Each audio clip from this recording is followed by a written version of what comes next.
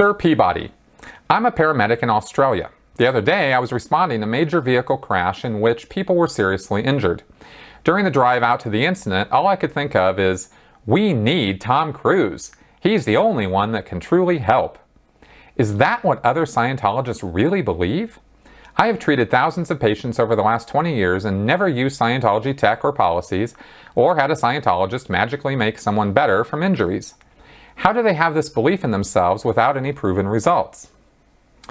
Alright, so in line with the last two questions that I've answered here, I put this one in because I wanted to address one other aspect of what goes on in the world of Scientology and how Scientologists approach their belief in the tech of Scientology, the workability of Scientology, and that is that they don't operate on evidence-based reality.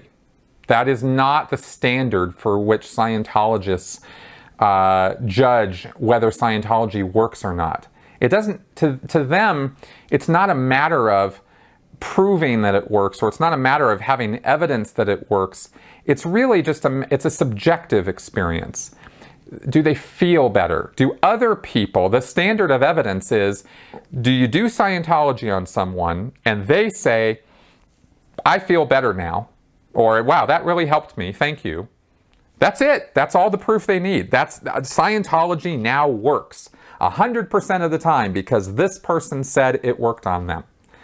Right? I experienced a win in Scientology auditing, so therefore Scientology auditing absolutely works. And they don't think the thought through of what I explained before about how you could assign that gain or that that happy moment you had to any of hundreds of things. You could assign it to eating chocolate, and it would have just as much verifiability and just as much accuracy in terms of evidence-based thinking. In other words, it's wholly, it's just the person's experience, right? It's anecdotal. That's the word I was just looking for. It's not there's a study done. It's not that there are double-blind studies done. It's not that there's surveys done. It's that's not what convinces Scientologists. And you know, maybe this is one of the things that makes a Scientologist, or makes, and this is not just unique to Scientology, I really need to stress that. All destructive cults have this kind of mentality, and maybe this point is an important one, that the way a person in a group like this thinks is that anecdotal evidence is the same for them as verified scientific peer-reviewed evidence. To them, it's apples and apples. It's the same, right? If somebody says, bop, bop, bop, bop, bop, that's it. That's all the proof I need. That's it. It's done. It's a done deal. It's absolutely true, right?